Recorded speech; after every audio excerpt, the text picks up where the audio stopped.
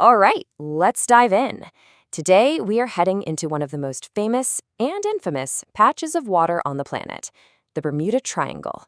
You know the stories, ships disappearing, planes vanishing without a trace. But what if the biggest mystery of all is that there's no mystery? Let's find out. So let's just rip the Band-Aid off right at the start. After all the investigations, all the research by groups like the U.S. Coast Guard, the answer is there's nothing mysterious or paranormal going on in the Bermuda Triangle. So this isn't going to be an explainer hunting for an answer. We already have it. Instead, we're going to look at why this totally normal, though very busy part of the ocean became a global sensation. Okay, so if it's not some kind of supernatural vortex, where did this whole story come from? Well, a legend this big doesn't just pop up overnight.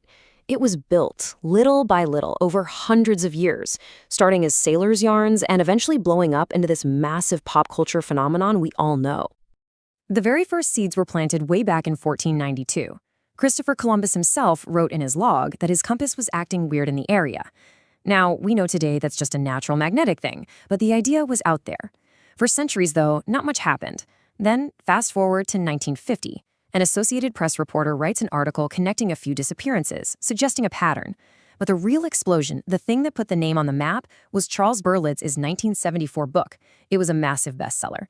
And just 3 years later, Steven Spielberg's movie, Close Encounters of the Third Kind, imagined the lost crew of Flight 19 being abducted by aliens. At that point, a legend was officially a blockbuster. To really get how this whole myth works, you have to look at the one case that started it all. It's the story that has everything: brave military pilots, powerful planes, and a vanishing act that seemed to defy all logic. You know the one I'm talking about, Flight 19. So, the date is December 5th, 1945. 5 U.S. Navy bombers take off from Florida on a routine training flight and just never come back. The legend says they disappeared in perfect weather, like they were plucked out of the sky. But the truth? Well, the truth is a lot messier. See, for the mystery to work, you need perfect flying conditions. But the official Navy reports tell a totally different story. The weather was actually getting really bad really fast. And the ocean below, it was churning with waves up to 15 meters high. That's almost 50 feet. But the biggest factor wasn't even the weather. It was a terrible and tragic string of human errors. The whole situation really came down to the flight leader, Lieutenant Charles Taylor. Now, he was an experienced pilot, but he actually had a history of getting lost. On that fateful day, in a stroke of unbelievably bad luck, both his main and backup compasses failed. He got completely disoriented and thought he was over the Florida Keys, when in reality, he was way out in the Atlantic. And here's the most tragic part. Another pilot in the group figured out they were lost and correctly suggested they fly west, towards Florida. But Taylor, confused and sticking to his gut, overruled him and told them to fly east, taking them deeper and deeper out to sea. This was one of the last things anyone heard from Flight 19. It's absolutely chilling, but it's also so human. It's not a crazy report about a UFO or a hole in the sky. It's the sound of a pilot who knows he's made a terrible mistake, he's out of gas, and he's about to attempt a landing in an impossibly rough ocean. But wait, the story gets even bigger. The legend says a rescue plane sent to find Flight 19 also vanished. Another victim of the triangle, right? Well, no. This is a perfect example of how the myth gets built. The plane they sent out was a Martin Mariner, an aircraft that had a very unfortunate nickname, the Flying Gas Tank. Why? Because they were known to have leaky fuel vapors that could easily ignite. And it didn't just vanish. The crew of a tanker ship that was in the area actually saw it. They reported a giant fireball in the sky, right where the rescue plane should have been, about 20 minutes after it took off. It didn't vanish. It exploded. So, the Flight 19 story shows us how a tragedy caused by human error and bad luck gets twisted into a spooky mystery. But what about all the other stories? If it's not aliens or time warps, what are the real-world things that make this patch of ocean so tricky? First off, you've got the Gulf Stream. The best way to think about it is like a huge, fast river flowing inside the ocean, and it cuts right through the Bermuda Triangle, moving it up to 2 meters a second. So imagine a plane goes down. Any debris is going to get swept up in this current and can travel hundreds of miles away in just a few days. This is the simple reason why wreckage is often never found. It's not that it disappeared, it's that it got carried away. And the Gulf Stream isn't the only thing to worry about.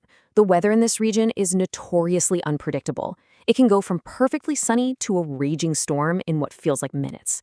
Then you have rogue waves.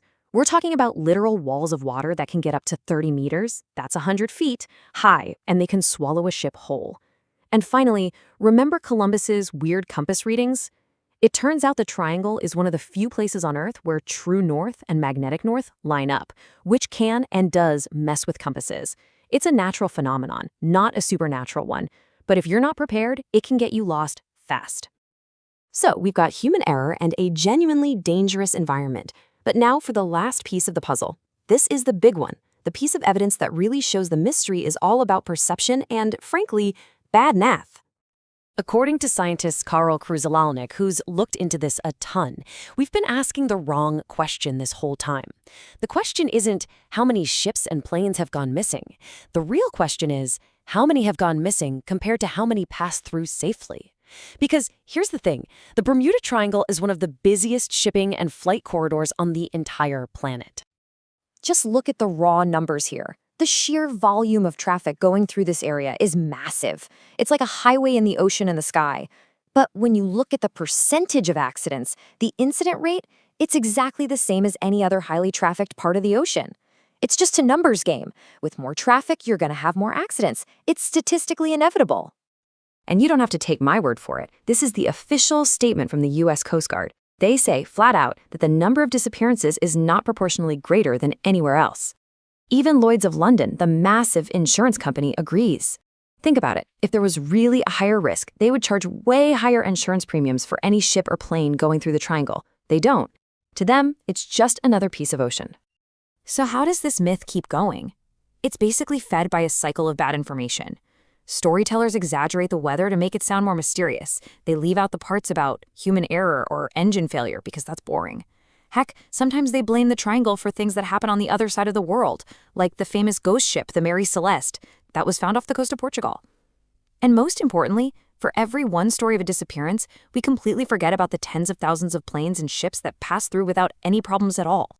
Which brings us to our last question. We've looked at the facts, the science, the stats. There's no mystery here. So why are we still so obsessed with it? I think maybe it's because a world with a few unexplained corners, a few places on the map that still feel a little wild and unknown, is just more fun. Maybe the Bermuda Triangle isn't a mystery of the sea, but it tells us a whole lot about our own human need for wonder. Health is the most precious gift. If this video helped you or someone you love, please like, subscribe, and share so more families can stay safe and healthy.